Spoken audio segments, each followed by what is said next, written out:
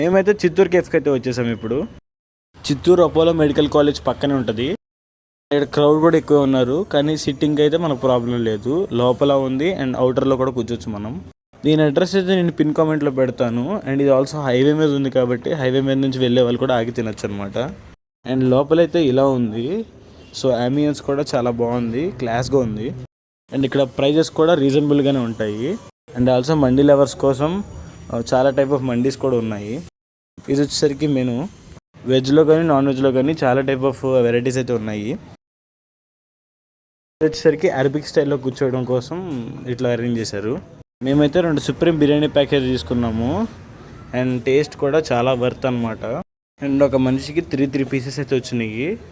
So quantity పరంగా super. And bill వచ్చేసరికి 1400 అయితే అయ్యింది. సో 9 మెంబర్స్కి 1400 అంటే వర్త్ అనే చెప్పాలి.